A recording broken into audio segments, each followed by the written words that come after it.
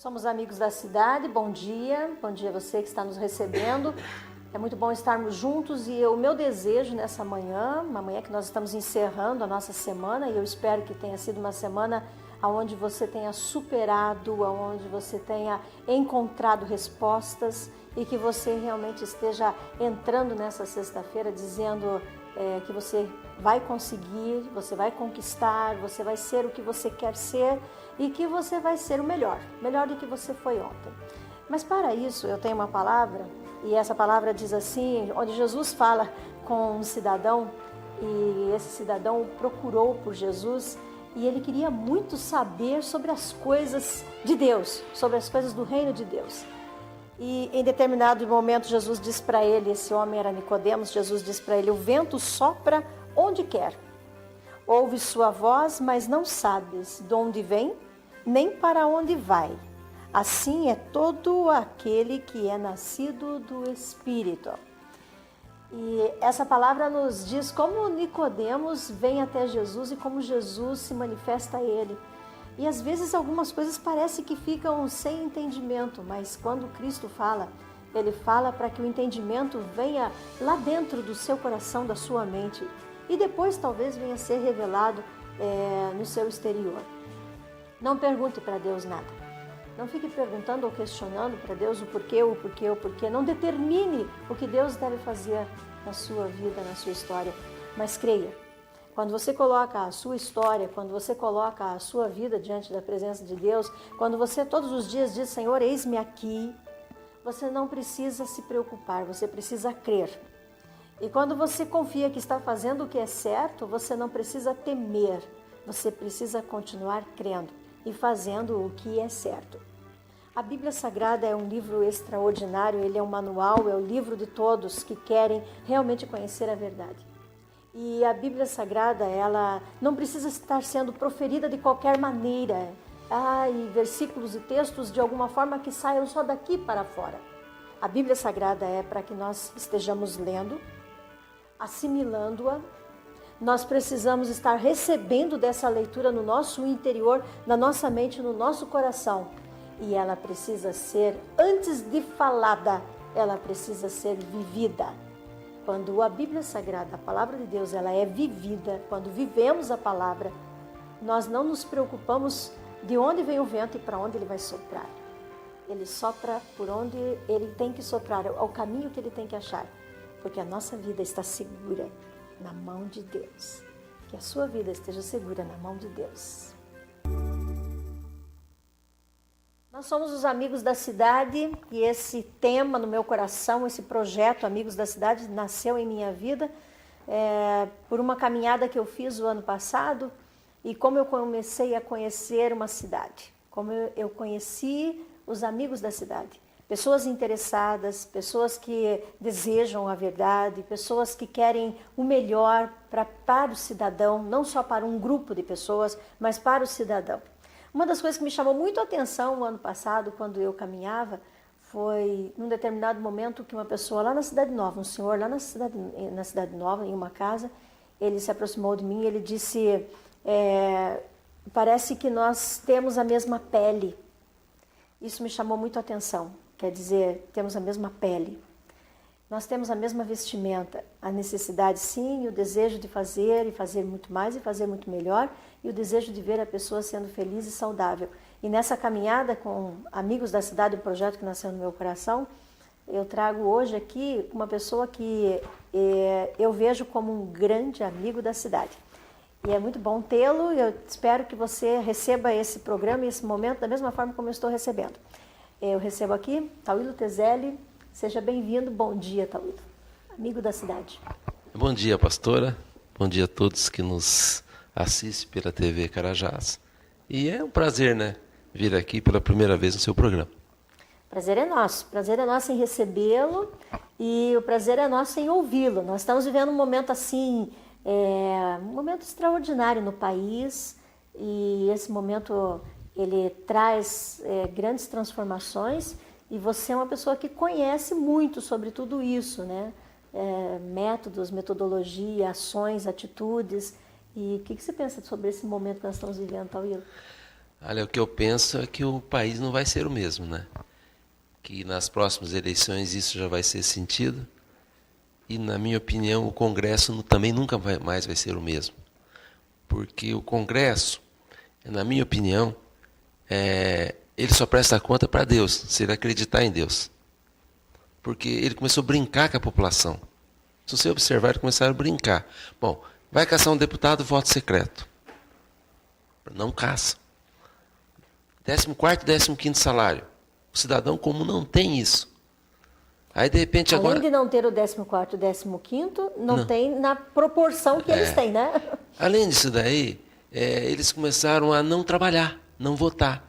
Agora apresentaram a emenda condicional à PEC 37. Tem outra lá, uma PEC 33, que é pior ainda, que está lá para ser votada. E todas as questões que discutem a necessidade da população por serviços públicos melhores, como 80% é controlado pelo governo, eles deixam de fazer o papel de votar, de legislar. Na saúde, é um exemplo claro disso, né? Que os recursos da saúde, que antes eram custeados todo pelo governo federal, 70%, hoje ficou nas costas dos municípios e dos estados. E era para ter sido votado na emenda 29, 10%, por exemplo, para a saúde. Isso não acontece. Então, a responsabilidade fica com os estados e municípios, e a União vai acrescentar o recurso da saúde de acordo com o crescimento da economia. E como a economia não cresce, então os recursos também não crescem. E a população sofrendo. Então, quando se falou, é o transporte público que é de péssima qualidade. O transporte público na nossa região não é de péssima qualidade. Se você for em Curitiba, ele também não é de péssima qualidade. Mas o aumento de 20 centavos na maioria das capitais provocou um movimento de contrário a isso. E com isso vieram outros descontentes e provocaram essa confusão no país. Que isso deixa os políticos de um jeito que eles não sabem o que fazer. Tanto é que a presidente aí, nossa, ficou uma semana, foi para a televisão, não falou nada, não disse nada, não explicou nada, e agora está tentando apagar fogo, né? Se reunindo a cada dia com grupos de Movimento Passe Livre, sindicalista, sim, e por aí com os deputados, tentando ver uma forma de sair dessa confusão, porque até então, não. O governo tem 80%, controla 80% do Congresso, já ganhou a eleição, já estamos mais de 10 anos no poder, vão ficar mais 4, mais 6, terminando o mandato vai para 12, depois mais 4 vai para 16, e a população acomodada. Esse grito, né, das ruas, com certeza vai mudar o resultado das próximas eleições, vai mudar o resultado do Congresso, vai mudar a maneira dos deputados que até então não olhavam para o povo, começar a olhar. Então isso vai ser muito bom para o futuro do país. Eu escutava o ex-presidente Fernando Henrique num pronunciamento dele dentro da Roda Viva, né? E ele dizia que o governo ele tem se preocupado com grupos de pessoas e não com a pessoa. E aquilo me chamou muito a atenção, porque é bem assim que eu vejo mesmo, que às vezes as pessoas que estão no poder, elas começam a olhar para grupos de pessoas e esquecem aquela pessoa mesmo. Nós temos que trabalhar para o cidadão. Porque trabalhando para o cidadão, nós estamos trabalhando por todos. O que a gente começa a avaliar, né? Bom, chega no governo, crescimento da arrecadação, crescimento da receita, economia mundial indo bem. E as pessoas votam se elas estiverem vivendo bem. O que o governo se preocupou? Bom, eu vou aumentar o número de Bolsa Família, tirar todas aquelas bolsas escola, bolsa Vale Gás e todos os programas e vou criar uma Bolsa Família e vou ampliar. Com isso eu tenho 30% da população, mais ou menos, gostando do governo pelo fato da ampliação do Bolsa. Bom, então agora o que eu vou fazer? Vou tornar a vida deles melhor. Eu desonero os impostos de carro. O povo passa a ter carro, passa a ter moto. De repente o povo passa a ter casa. De repente ele passa a ter agora, copiar acho que da Venezuela, um financiamento para eletrodoméstico, para ele ter uma casa, mas ter uma casa equipada. Bom, até aí tudo bem, vai criando. Mas vai ficar uma conta para pagar. E quando as pessoas procuram escola de qualidade, saúde de qualidade, elas não têm o atendimento. Então não bastou você fazer só aquilo. Que o cidadão ele quer cada vez mais. Bom, mas eu tenho casa, eu tenho carro, eu tenho eletrodoméstico, eu tenho moto. Puxa, mas meu filho fica doente. Mas eu preciso de uma escola boa que eu vejo que meu filho não está indo bem. Então ele começa uma revolta, né? Uma revolta da comunidade, da população, dizendo que não basta só o que ela tem, ela quer mais. E aí, nessa hora que o governo não está sabendo sair do problema, né? E olha, a gente Na verdade, o governo criou um grande problema. E agora ele vai ter que remanejar tudo isso, é isso? E a gente observa que a voz das ruas, né, o movimento das ruas, é a juventude, é a classe média, né, não é só a classe baixa, né, em renda, Não. né, é uma sociedade inteira que está vendo que o Congresso, que os políticos do país estão trabalhando de costas para a população, estão brigando com a população, né, e não dando satisfação para ninguém dos seus atos. Fazem o que quer, atropela. E, bom, na eleição o povo já esqueceu. Na eleição, com muito dinheiro, eu consigo Pelo menos era assim, né, Tauílio? Já tinha esquecido. Acho que agora não será mais assim. Eu acho que não vai ser mais assim. Porque isso despertou algo na população, né? De acompanhar o Congresso, acompanhar os políticos. E se isso realmente acontecesse, a gente não teria determinados prefeitos, a gente não teria determinados governadores e a gente não teria determinados deputados que estão aí há muitos e muitos anos, da mesma maneira, com muito dinheiro, parece o Silvio Santos, né, distribuindo dinheiro e conseguindo com isso se manter nos cargos, ou de prefeito, de deputado, de senador, de governador, e se mantendo na vida pública. A voz do povo é poder? A voz do povo é poder, porque nenhum político gosta da população na porta da sua casa. Nenhum político gosta dele descer no aeroporto e ter um povo se manifestando. Nenhum político gosta dele no evento ele ser vaiado. Nenhum político gosta de manifestação. E a maioria dos políticos fogem, viajam, desaparecem, não dão entrevista, faz de conta que não é com ele. Esperam abaixar a poeira para voltar. Mas o que está acontecendo é que não está abaixando a poeira. As coisas já estão aí há 1, 2 semanas e está continuando. Daqui uns dias tem de novo manifestação no Brasil inteiro. E isso está despertando na população que ela tem que se manifestar. Se você fizer qualquer pesquisa hoje, até quem não participa é favorável às manifestações pacíficas. E, na tua opinião, qual é o maior perigo do poder? O maior perigo do poder é conforme ele vai se mantendo e com a capacidade financeira que ele tem, ele começa a controlar os partidos. A partir do momento que ele começa a controlar os partidos, ele controlou o Congresso. Depois ele começa a querer controlar o judiciário. Aí ele começa a administrar o país para quem ele acha que ele vai se perpetuar. Um país menor, não um país maior, mas um país menor, como é que ele faz? Ele controla a economia do país e controla os sindicatos, controla o judiciário, controla as grandes empresas. Num país igual ao Brasil é mais difícil, que é um país grande. Mas o que eles fizeram? O que eles estão fazendo? Primeira coisa, eles querem controlar a imprensa. Depois querem controlar o judiciário. Depois o Congresso, com ministérios, com favores, ele controla.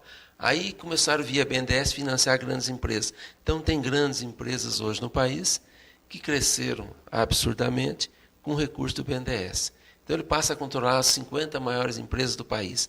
Então ele tem lá na classe baixa com Bolsa Família, controlando 30%, o poder econômico, ele controlando as grandes empresas e com a força grande no Congresso.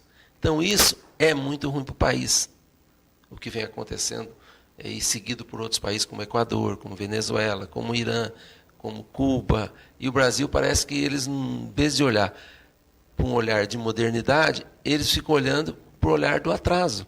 E não é isso que o mundo quer hoje. Nós temos um avanço muito grande na questão da mídia. As pessoas hoje têm essa facilidade de rapidamente entrar... De se comunicar. O país inteiro se comunicando, interagindo, né? Pessoas conhecidas, desconhecidas, inimagináveis. E esse é um poder. Esse é um poder. É melhor uma mídia exagerada do que não ter uma imprensa livre. E o que esses países que querem controlar o país inteiro, né, a imprensa, eles começam, que nem na Argentina, na Venezuela, no Equador, criando leis que dificultam o trabalho da imprensa ou impedindo o livre trabalho da imprensa.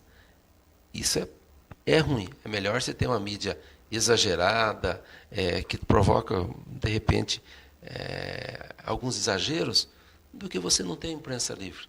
Porque é através dessa imprensa livre que hoje que o Ministério Público fez as denúncias, que a imprensa foi atrás, que a imprensa investigativa descobriu grande parte do mensalão. Se você não tem uma imprensa, se você não tem um Ministério Público livre, não atrelado ao governo, a gente não teria o que a gente teve. Da população saber realmente o quanto foi desviado nas campanhas de Caixa 2, o quanto que o Congresso recebia, o quanto que os deputados recebiam. Isso foi graças à imprensa, como a CPI dos Correios, graças à imprensa. Então, é importante. Judiciário livre, Ministério Público livre, imprensa livre, assim nós vamos construir uma sociedade melhor. Se não, não. E o grande erro, na minha opinião, voltando lá um pouquinho, que o presidente Lula, eles já estavam 10 anos do PT no poder, fazendo caminhadas pelo Brasil. Com essas manifestações, tenho certeza que eles vão suspender. Mas eles anteciparam o processo eleitoral. Como eles anteciparam o processo eleitoral em um ano, o que aconteceu aos partidos? O que vocês vão me dar? Aí começa, cada partido querer um ministério, cada partido querer alguma coisa do governo.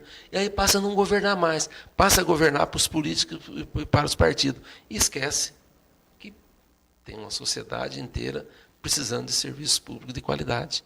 E o que provocou grande parte dessa revolta é o fato do governo não governar. Fazer política, conquistar Congresso, os ministérios que são criados a cada momento, os gastos exagerados da Copa, porque aqui no Brasil tudo é exagerado. Quando eles falam assim, não é dinheiro de financiamento, mas quem que financia? O BNDES. Será que vai ser pago no futuro? Não vai ser. Começando com o Carnaval, né? Todo ano o Carnaval no Brasil inteiro é financiado também, então patrocinado. Patrocinado pelo governo.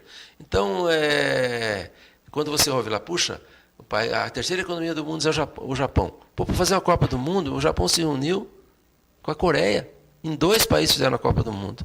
Se você pega a África, lá quanto que a África gastou, não é um terço que o Brasil está gastando. Uhum. Então o povo começa a observar isso e fala, poxa, você tem uma Copa para não participar, você tem uma Copa para quem tem muito dinheiro, e você colocar um volume tão grande de dinheiro público num evento desse. Não sou contra a Copa. Mas se você quer fazer uma Copa com racionalidade, você não precisa fazer estádio em Cuiabá, você não precisa fazer estádio onde está sendo feito em Brasília e outros locais. Basta os clubes que já têm no país estádio e que fizeram por sua conta e você financiar um valor pequeno para esses clubes que com certeza a gente teria Curitiba, nós teríamos em Porto Alegre, nós teríamos em São Paulo, nós teríamos no Rio, de repente Belo Horizonte, mais um país, mais um estado, de repente Recife, Pernambuco, Recife. Aproveitaria o que se tem. O que se tem. Então, o que aconteceu é que estão fazendo algo politicamente, com força do Congresso, dos partidos, e não estão nem um pouco preocupados com quem vai pagar essa conta. E aí o povo se revolta e com razão, né? Com a questão de governo, o maior perigo de um governo são alianças ou compromissos? É que as alianças são feitas aqui no país com base em compromisso. Você vem comigo que eu te dou o quê? Te dou 2 ministérios, te dou 2 diretorias de estatal, te dou a presidência de tal lugar. Então funciona desse jeito. Quando você observa que alguém vai para uma campanha de governador ou de prefeito com um volume grande de partidos junto, é porque alguma negociação foi feita. Ou uma secretaria, ou um ministério, alguma coisa aconteceu. Porque ninguém vai lá só, eu vou te apoiar para prefeito ou para governador, eu vou te dar meu tempo de televisão, eu vou te dar minha chapa de vereadores e deputados, mas eu quero em troca, né? Eu quero em troca alguma coisa. Mas você sabe muito bem na campanha que as pessoas chegavam em nós e falavam, o que você vai me dar para a gente ir com vocês? Eu não vou dar nada, nós vamos dar um bom plano de governo que nós fizemos com 90 dias construído com a sociedade. Não, isso não basta, eu quero saber o que eu vou ter para mim. Não é assim? E desse jeito não se faz política. Você entrar num governo sabendo que você tem 3 secretarias desse, 2 daquele, 4 daquele, aí você não está fazendo executando um trabalho que você quer fazer para o bem do povo. Alguém sempre vai estar puxando por trás, né? Ou na frente, ou dos lados. Alguém que é o benefício, pastor. E isso é muito ruim na política, é nojento, né? Você, ó, toma lá da cá, ó, eu voto isso, mas você me dá isso. Eu Trabalho, você me dá isso. eu vou para a campanha, mas eu quero esse favor. Então isso aí é a parte ruim da política, né? É. E, aliás, o povo precisa conhecer e precisa também tomar uma posição sobre isso, né? Mas é que eu estava observando, né, as manifestações, né? E num determinado momento alguém falou assim, nós somos aqui da Vila Rural, onde já se viu, não tem asfalto na Vila Rural. Quando nós fizemos a Vila Rural, nós selecionamos 45 famílias, compramos um terreno, fizemos uma casa, luz, caixa de correio, programa Saúde da Família, transporte coletivo. E o que aconteceu lá? Era R$30 a prestação da casa, 11 de luz e 3 de água. E cascalhamos a via principal. Daí foram na eleição, fizeram uma casca de ovo lá, um antipó. Que aquilo lá é para 60 dias, 90 dias. Só que o antipó, a água ela não infiltra. Então ele vai criando uns buracos. Umas crateras. E isso é pior do que um antipó bem compactado. Daí foram lá, fizeram antipó, conquistaram a maioria dos votos. Noutra campanha foram e tiraram aquele antipó e disseram que iam voltar a fazer um bom trabalho de compactação. E aí vi que a população não consegue sair da Vila Rural. E aí alguém falou assim, mas a culpa é de quem fez a Vila Rural que não fez o asfalto aqui. Poxa, então você faz a Vila Rural, você faz as casas, você dá condições para que as famílias tenham uma moradia digna. Aí depois, 10, 12 anos depois, vão falar, não, a culpa é de quem não fez, a vila não fez o asfalto. E Vila Rural não tem asfalto, nenhuma Vila Rural tem asfalto. O que tem que haver é uma conservação boa para que as pessoas possam se locomover em qualquer momento, né? Mas a gente observa que tudo volta para o período eleitoral, alguém querendo achar algum defeito de alguém que fez alguma coisa no passado. Eu acho que a atenção que temos que ter, né, Tauílo, é com aquilo que nós ouvimos, com aquilo que nós vemos e com aquilo que nós conhecemos. Todos nós somos inteligentes, Deus nos deu coisas maravilhosas, como a inteligência, a vontade e o livre-arbítrio. E que nós mesmos deveríamos respeitar isso em nós, a nossa inteligência, a nossa vontade e a nossa liberdade. Então, todos olharmos para isso e realmente analisarmos as coisas como elas precisam ser analisadas para fazer com que tudo aconteça da melhor maneira possível. Tauílo, muito bom ter você. Obrigada. Obrigada mesmo. Que esse dia seja um dia abençoado na sua vida, na sua história, e que o programa Amigos da Cidade sempre possa ter o amigo da cidade, Tauílo Tezelli, aqui conosco.